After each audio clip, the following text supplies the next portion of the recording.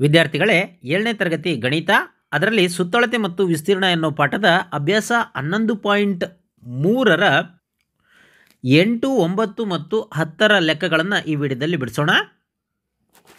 8ನೇ ಲೆಕ್ಕ, ಪ್ರತಿ ಚದುರ ಮೀಟರ್ಗೆ 15 ರೂಪಾಯಿ ಅಂತೆ 1.6 ಮೀಟರ್ ವ್ಯಾಸವುಳ್ಳ ವೃತ್ತಾಕಾರದ ಮೇಜಿನ ಮೇಲ್ಮೈಯನ್ನು ಹೊಳಪುಗೊಳಿಸಲು ತಗಲುವ ವೆಚ್ಚ ಕಂಡುಹಿಡಿಯಿರಿ. ಪೈನ ಬೆಲೆ ಕೊಟ್ಟಿದ್ದಾರೆ. ಪೈನ ಬೆಲೆ 3.14 ಅಂತ. ಇಲ್ಲಿ ನಾವೇನು ಮಾಡೋಣ, ವೃತ್ತಾಕಾರದ ಮೇಜಿನ ಮೇಲ್ಮೈನ ವ್ಯಾಸ ಬರ್ಕೊಳ್ಳೋಣ. ಅವರೇ ಕೊಟ್ಬಿಟ್ಟಿದ್ದಾರೆ ವ್ಯಾಸ ಎಷ್ಟು? 1.6 ಮೀಟರ್. ಹಾಗಾದರೆ ಇದರ ತ್ರಿಜ್ಯ ಏನಿರುತ್ತೆ? ವ್ಯಾಸದ ಅರ್ಧದಷ್ಟಿರುತ್ತೆ. ವ್ಯಾಸ ಎಷ್ಟಿರುತ್ತೋ ಅದರ ಅರ್ಧ ಇರುತ್ತೆ. ಹಾಗಾಗಿ ಇಲ್ಲಿ 1.6 ಡಿವೈಡೆಡ್ ಬೈ 2, 1.6ರಲ್ಲಿ ಅರ್ಧ ಅಂದರೆ ಎಷ್ಟು? 0.8 ಮೀಟ್ರ್ ಆಗಿರುತ್ತೆ. 1.6, 1 ರೂಪಾಯಿ 60 ಪೈಸೆಯಲ್ಲಿ ಅರ್ಧ ಎಷ್ಟು? 80 ಪೈಸೆ ಹೆಂಗಾಗುತ್ತೋ ಹಂಗೆ 0.8 ಮೀಟ್ರ್ ಆಗುತ್ತೆ. ಈಗ ನಾವೇನು ಮಾಡೋಣ, ಈ ವೃತ್ತಾಕಾರದ ಮೇಜಿನ ಮೇಲ್ಮೈನ ವಿಸ್ತೀರ್ಣವನ್ನು ಕಂಡುಹಿಡಿದ್ಬಿಡೋಣ. ಅಂದರೆ ಏನರ್ಥ? ವೃತ್ತದ ವಿಸ್ತೀರ್ಣ ಅಂತ. ವೃತ್ತದ ವಿಸ್ತೀರ್ಣ ಏನು? ಪೈ r² ಅಂತ. ಪೈ ಅಂದರೆ ಏನು ಕೊಟ್ಟಿದ್ದಾರೆ? 3.14. ಆರ್ ಅಂದರೆ 0.8 ಹೋಲ್ ಸ್ಕ್ವೇರ್ ಅಂತ. ಈಗ 0.8 ಇಂಟು 0.8 ಗುಣಿಸ್ಬಿಡೋಣ. 3.14 ಇಂಟು 0.8 ಇಂಟು 0.8 ಅಲ್ಲಿಗೆ 3.14, 8 64, 0.2 ಸಂಖ್ಯೆ ಆದಮೇಲಿದೆ. ಸೊ ಹಾಗಾಗಿ 2 ಸಂಖ್ಯೆ ಆದಮೇಲೆ ಇಟ್ಟರೆ ಅಲ್ಲಿಗೆ 0.64 ಆಗುತ್ತೆ. ಈಗ ಈ ಕಡೆ ನೋಡಿ, ಇಲ್ಲಿ ಗುಣಿಸ್ಕೊಳ್ತೀನಿ ನಾನು. 3.14 ಇಂಟು 0.64 ಗುಣಿಸ್ಕೊಳ್ಳೋಣ. 4 4 16ಕ್ಕೆ 6 ದಶಕ 1. ನೆಕ್ಸ್ಟು 4 1 4, 4 1 5. ನೆಕ್ಸ್ಟು 4 3 12. ನೆಕ್ಸ್ಟು ಬಿಡಿಸ್ತಾನೆ ಬಿಡೋಣ. 6 4 24ಕ್ಕೆ 4 ದಶಕ 2, 6 1 6, 6 2 8. ನೆಕ್ಸ್ಟ್ 6 3 18. ಅಲ್ಲಿಗೆ 6 9 10ಕ್ಕೆ 0 ದಶಕ 1, 10ಕ್ಕೆ 0 ದಶಕ 1 2. ಸೊ ಎಷ್ಟು ಬಂತು? 2.0096. ಪಾಯಿಂಟು ಎಷ್ಟು ಸಂಖ್ಯೆ ಆದಮೇಲಿದೆ? ಇಲ್ಲಿ 2 ಸಂಖ್ಯೆ, ಇಲ್ಲಿ 2 ಸಂಖ್ಯೆ. ಸೊ ಟೋಟಲ್ 4 ಸಂಖ್ಯೆ ಆದಮೇಲೆ ಇಟ್ಟರೆ 2.0096 ಮೀಟ್ರ್ ಸ್ಕ್ವೇರ್. ಹಾಗಾದರೆ ವೃತ್ತಾಕಾರದ ಮೇಜಿನ ಮೇಲ್ಮೈ ವಿಸ್ತೀರ್ಣ ಎಷ್ಟು? 2.0096. ಈಗ ಪ್ರತಿ ಚದರ ಮೀಟ್ರಿಗೆ 15 ರೂಪಾಯಿ ಅಂತೆ. ಏನು? ಪಾಲಿಷ್ ಮಾಡಲಿಕ್ಕೆ, ಮೇಲ್ಮೈಯನ್ನು ಹೊಳಪುಗೊಳಿಸಲು ಅಂತಂದರೆ ಪಾಲಿಷ್ ಮಾಡಲಿಕ್ಕಾದರೆ 2.0096 ಮೀಟ್ರ್ ಸ್ಕ್ವೇರನ್ನು ಹೊಳಪು ಮಾಡಲಿಕ್ಕೆ ತಗಲ್ತಕ್ಕಂಥ ವೆಚ್ಚ ಎಷ್ಟು? 15 ರೂಪಾಯಿ ಇಂಟು 2 ಗುಣಿಸ್ಬಿಟ್ರೆ ಸಿಕ್ಬಿಡುತ್ತೆ. ಅಲ್ಲಿಗೆ ಮಾಡ್ತಾ ಹೋಗೋಣ. ನೋಡಿ, ಪ್ರತಿ ಚದರ ಮೀಟ್ರಿಗೆ 15 ರೂಪಾಯಿ ಅಂತೆ. 2.0096 ಮೀಟ್ರ್ ಸ್ಕ್ವೇರ್ ವೃತ್ತಾಕಾರದ ಮೇಲ್ಮೈಯನ್ನು ಹೊಳಪುಗೊಳಿಸಲು ತಗಲುವ ವೆಚ್ಚ 2.0096 ಇಂಟು 15. ಈಗ 15ರಿಂದ ಗುಣಿಸ್ಬಿಟ್ರೆ ಸಿಕ್ಬಿಡುತ್ತೆ. ನೋಡಿ, ಈ ಕಡೆ ನಾನು ಮಾಡ್ತೀನಿ. 2.0096 ಇಂಟು 15. 15 6 90ಕ್ಕೆ 0 ದಶಕ 9. ನೆಕ್ಸ್ಟು 15 9 135. 135 9 ಅಲ್ಲಿಗೆ 144 ಆಯಿತು. 144 ಏನು ಇಲ್ಲಿ 0 ಇರೋದ್ರಿಂದ 144ನ್ನು ಅಷ್ಟು ನಾವು ಬರ್ಕೋಬೇಕಾಗತ್ತೆ. ನೆಕ್ಸ್ಟು 15 2 30. ಸೊ ಪಾಯಿಂಟು 4 ಸಂಖ್ಯೆ ಆದಮೇಲಿದೆ. ಸೊ 4 ಸಂಖ್ಯೆ ಆದಮೇಲೆ ಇಟ್ಟರೆ 30.144 ಆಗತ್ತೆ. ಇದೇನಿದು? ರೂಪಾಯಿ. ಸೊ ಹಾಗಾದರೆ 2.0096 ಮೀಟ್ರ್ ಸ್ಕ್ವೇರ್ ವೃತ್ತಾಕಾರದ ಮೇಲ್ಮೈಯನ್ನು ಹೊಳಪುಗೊಳಿಸಲು ತಗಲ್ತಕ್ಕಂಥ ವೆಚ್ಚ ಎಷ್ಟು? 30.144 ರೂಪಾಯಿ ಆಗಿದೆ. 9ನೇ ಲೆಕ್ಕ, ಶಾಜ್ಲೆ 44 ಸೆಂಟಿಮೀಟರ್ ಉದ್ದದ ತಂತಿಯನ್ನು ತೆಗೆದುಕೊಂಡು ಅದನ್ನು ವೃತ್ತಾಕಾರಕ್ಕೆ ಬಾಗಿಸಿದಾಳೆ. ವೃತ್ತದ ತ್ರಿಜ್ಯ ಮತ್ತು ವಿಸ್ತೀರ್ಣ ಕಂಡುಹಿಡಿಯಿರಿ. ಇದೇ ತಂತಿಯನ್ನು ಚೌಕಾಕಾರದ ಆಕಾರಕ್ಕೆ ಬಾಗಿಸಿದರೆ ಪ್ರತಿ ಬಾಹುವಿನ ಉದ್ದ ಎಷ್ಟು ಇರುತ್ತದೆ? ಯಾವ ಆಕೃತಿಯು ಹೆಚ್ಚು ವಿಸ್ತೀರ್ಣವನ್ನು ಆವೃತ್ತಗೊಳಿಸುತ್ತದೆ? ವೃತ್ತವೇ, ಚೌಕವೇ? ಪೈನ ಬೆಲೆ 22/7 ಅಂತ ಕೊಟ್ಟಿದ್ದಾರೆ. ಈಗ ನಾವು ಫಸ್ಟ್ ಏನು ಬರ್ಕೊಳ್ಳೋಣ ಅಂತಂದರೆ ತಂತಿಯ ಉದ್ದ ಬರ್ಕೊಳ್ಳೋಣ. ತಂತಿಯ ಉದ್ದ ಎಷ್ಟಂತೆ? 44 ಸೆಂಟಿಮೀಟರ್. ಆ ಏನು ಉದ್ದದ ತಂತಿ ಇದೆಯಲ್ಲ 44 ಸೆಂಟಿಮೀಟ್ರ್, ಅದನ್ನೇ ತಗೊಂಡು ಬಾಗಿಸಿ ಏನು ಮಾಡಿದಾರಂತೆ? ವೃತ್ತಾಕಾರಕ್ಕೆ ಬಾಗಿಸಿದಾರಂತೆ. ಮತ್ತು ಅದನ್ನೇ ತೆಗೆದುಕೊಂಡು ಚೌಕಾಕಾರನ್ನು ಮಾಡಿದಾರಂತೆ. ಈಗ ಹಾಗಾದರೆ ನಾವೇನು ಬರಿಬೋದು? ಈ ವೃತ್ತದ ಪರದಿ ವೃತ್ತದ ಪರದಿ ಏನು ಸೂತ್ರ 2πr ಹೌದಾ, ಅದು ವೃತ್ತದ ಪರದಿ ಅಂದರೆ ಇದೇ ತಂತಿಯನ್ನು ತೆಗೆದುಕೊಂಡು ಮಾಡಿದ್ದಾರೆ, ಹಾಗಾದರೆ 44 ಸೆಂಟಿಮೀಟರ್ ಅಂತ. ಸೊ ಹಾಗಾದರೆ 2πr = 44 ಸೆಂಟಿಮೀಟರ್ ಆದರೆ 2 ಅಂದರೆ 2, π ಅಂದರೆ 22/7, r ಅಂದರೆ ಗೊತ್ತಿದೆಯಾ? ನಮಗೆ ಗೊತ್ತಿಲ್ಲ, ಹಾಗೆ ಇರಲಿ. ಈಗ 44 ಈಗ ಗೋರೆ ಗುಣಾಕಾರ ಮಾಡೋಣ. ಅಲ್ಲಿಗೆ 22 2 × 22 × r = 44 × 7. ಈಗ 22 ಮತ್ತು 2 ಕೆಳಗೆ ಹೋದರೆ ಅಲ್ಲಿಗೆ r = 44 × 7 / 2 × 22. ಅಲ್ಲಿಗೆ 2 1 2 22 ಅಲ್ಲಿಗೆ 22 ಹೋಯ್ತು. ಅಲ್ಲಿಗೆ r = 7 ಸೆಂಟಿಮೀಟ್ರ್ ಆಯಿತು. ಅಲ್ಲಿಗೆ ತ್ರಿಜ್ಯ ಎಷ್ಟು? ತ್ರಿಜ್ಯ = 7 ಸೆಂಟಿಮೀಟರ್ ಕಂಡುಹಿಡಿದ್ವಿ. ಸೊ ನೋಡಿರಿ, ಅವ್ರೇನು ಕೇಳಿದರೆ ತ್ರಿಜ್ಯ ಕಂಡುಹಿಡಿದ್ವಿ. ಅದೇ ರೀತಿ ವಿಸ್ತೀರ್ಣವನ್ನು ಕಂಡುಹಿಡಿಬೇಕಂತೆ. ಯಾವುದ್ರದ್ದು? ವೃತ್ತದ ವಿಸ್ತೀರ್ಣ.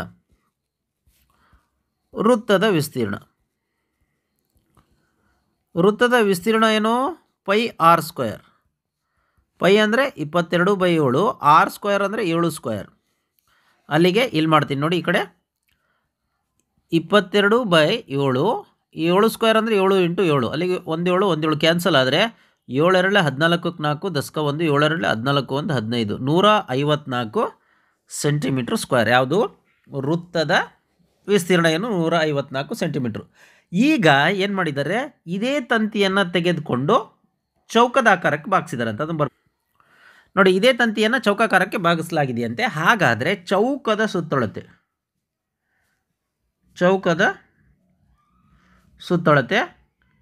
ಏನು? ಚೌಕದ ಸುತ್ತಳತೆಯ ಸೂತ್ರ ನಮಗೆ ಗೊತ್ತಿದೆ ಏನು? 4 × ಬಾಹು. ಅದು ಯಾವುದಂತೆ? ಅದು 44 ಅಂತೆ. ಸೊ ಹಾಗಾಗಿ 4 × ಬಾಹು = 44. ಈಗ ಹೊರೆ ಗುಣಾಕಾರ ಮಾಡಿದ್ರೆ ಬಾಹು = 44 × 4, ಅಲ್ಲಿಗೆ 4 1 4 1 11 ಸೆಂಟಿಮೀಟ್ರ್. ಅಲ್ಲಿಗೆ ಬಾಹು ಎಷ್ಟು ಬಂತು? 11 ಸೆಂಟಿಮೀಟ್ರ್ ಬಂತು. ಈಗ ನಾವೇನು ಮಾಡೋಣ? ಚೌಕದ ವಿಸ್ತೀರ್ಣ ಕಂಡುಹಿಡಿಯೋಣ. ಚೌಕದ ವಿಸ್ತೀರ್ಣ ಸೂತ್ರ ಏನು? ಬಾಹು × ಬಾಹು. ಹೌದಾ? ಬಾಹು × ಬಾಹು. ಸೊ ಬಾಹು ಅಂದರೆ 11, ಇನ್ನೊಂದು ಬಾಹು ಅಂದರೆ ಅದು 11. ಅಲ್ಲಿಗೆ 11 11 121 ಇದು ಸೆಂಟಿಮೀಟ್ರ್ ಸ್ಕ್ವೇರ್. ಹಾಗಾದರೆ ನೋಡಿ, ಇಲ್ಲಿ ವೃತ್ತದ ವಿಸ್ತೀರ್ಣ ಜಾಸ್ತಿ ಬಂದಿದೆಯೋ, ಚೌಕದ ವಿಸ್ತೀರ್ಣ ಜಾಸ್ತಿ ಬಂದಿದೆಯೋ? ಚೌಕದ ವಿಸ್ತೀರ್ಣ ಕಡಿಮೆ ಇದೆ, ವೃತ್ತದ ವಿಸ್ತೀರ್ಣ ಜಾಸ್ತಿ ಇದೆ. ಹಾಗಾಗಿ ಯಾವ ಆಕೃತಿ ಹೆಚ್ಚು ವಿಸ್ತೀರ್ಣವನ್ನು ಆವೃತ್ತಗೊಳಿಸುತ್ತದೆ ಅಂತಂದರೆ ವೃತ್ತವು ಹೆಚ್ಚು ವಿಸ್ತೀರ್ಣವನ್ನು ಆವೃತ್ತಗೊಳಿಸುತ್ತದೆ, ಅಂದರೆ ಹೆಚ್ಚು ಕವರ್ ಮಾಡಿಕೊಂಡಿದೆ ಅಂತ. ಅಲ್ಲಿಗೆ ಲೆಕ್ಕ ಮುಗಿಯುತ್ತೆ. ನೋಡಿ, ವೃತ್ತವು ಹೆಚ್ಚು ವಿಸ್ತೀರ್ಣವನ್ನು ಆವೃತ್ತಗೊಳಿಸುತ್ತದೆ ಅಂತ ಬರೆದರೆ ಈ ಲೆಕ್ಕ ಮುಗಿಯುತ್ತೆ.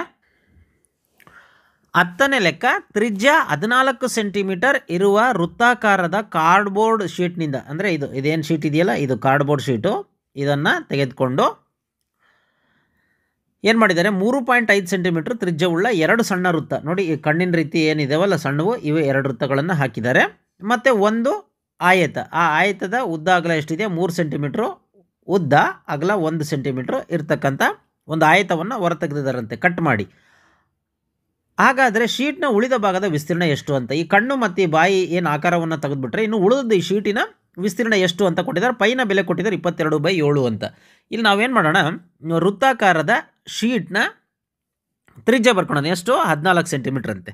ಯಾವುದು? ಇದು ದೊಡ್ಡ ಏನು ಹೊರಭಾಗ ಇದೆಯಲ್ಲ ಅದರ ತ್ರಿಜ್ಯ 14 ಸೆಂಟಿಮೀಟ್ರು. ಹಾಗಾದರೆ ಒಳಗೇನು ಸಣ್ಣ ಸಣ್ಣವಿದಾವಲ್ಲ ತ್ರಿಜ್ಯ, ವೃತ್ತ, ಅದರ ತ್ರಿಜ್ಯ ಎಷ್ಟಂತೆ? 3.5 ಸೆಂಟಿಮೀಟ್ರ್ ಅಂತ. ಅದನ್ನು ಬರ್ಕೊಳ್ಳೋಣ. ಆಮೇಲೆ ಆಯತದ ಉದ್ದ ಮತ್ತು ಅಗಲ ಬರ್ಕೊಳ್ಳೋಣ. ನೋಡಿ, ಇದನ್ನು ಕ್ಯಾಪಿಟಲ್ R ಅಂತ ಬರ್ಕೊಳ್ತೀನಿ. ಎಷ್ಟು? 14 ಸೆಂಟಿಮೀಟರ್. ಅದೇ ರೀತಿ ಈ ಕಣ್ಣಿನ ಆಕಾರ ಏನು ಚಿಕ್ಕ ವೃತ್ತ ಇದಾವಲ್ಲ ಅದರ ತ್ರಿಜ್ಯ ಸ್ಮಾಲ್ r ಅಂತ ಬರ್ಕೊಂಡು ಅದರದ್ದು ಎಷ್ಟಿದೆ? 3.5. ಇಲ್ಲಿದೆ ನೋಡಿ 3.5. ಅದನ್ನು ಬರ್ಕೊಳ್ಳೋಣ, 3.5 ಸೆಂಟಿಮೀಟ್ರ್. ಈಗ ಅದೇ ರೀತಿ ಆಯತದ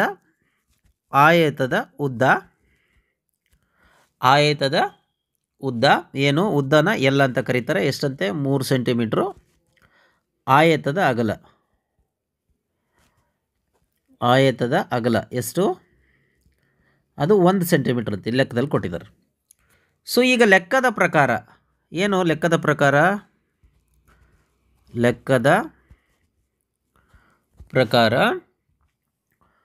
ಶೀಟ್ನ ಉಳಿದ ಭಾಗದ ವಿಸ್ತೀರ್ಣ ಇಸ್ ಈಕ್ವಲ್ ಟು ನೋಡಿ ಶೀಟ್ನ ಉಳಿದ ಭಾಗದ ವಿಸ್ತೀರ್ಣ ಇಸ್ ಈಕ್ವಲ್ ಟು ಈ ಕಂಪ್ಲೀಟ್ ಏನು ದೊಡ್ಡದಿದೆ ಇದರ ವಿಸ್ತೀರ್ಣ. ಹೌದಾ? ಏನು ವೃತ್ತಾಕಾರದ ಶೀಟ್ನ ವಿಸ್ತೀರ್ಣ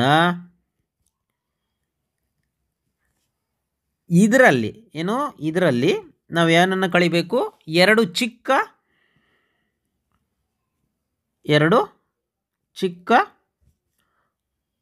ವೃತ್ತದ ವಿಸ್ತೀರ್ಣ. ಎರಡು ಅಲ್ವಾ? ಯಾಕಂದರೆ ಇದೊಂದು ಕಣ್ಣು ಅಂದರೆ ಎರಡು ಚಿಕ್ಕ ವೃತ್ತದ ವಿಸ್ತೀರ್ಣ ಪ್ಲಸ್ ಆಯತದ ವಿಸ್ತೀರ್ಣ. ಇದನ್ನು ಕಳಿಬೇಕು, ಆಯತದ ವಿಸ್ತೀರ್ಣ. ಇದನ್ನು ಕಳೆದ್ರೆ ನಮಗೆ ಉಳಿದಿರೋ ಭಾಗ ಸಿಕ್ಬಿಡುತ್ತೆ. ಈಗ ವೃತ್ತಾಕಾರದ ಶೀಟ್ನ ವಿಸ್ತೀರ್ಣ ಏನು?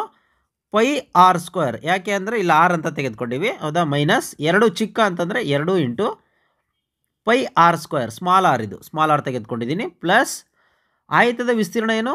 L ಇಂಟು ಬಿ, ಉದ್ದ ಇಂಟು ಅಗಲ, L ಇಂಟು ಬಿ.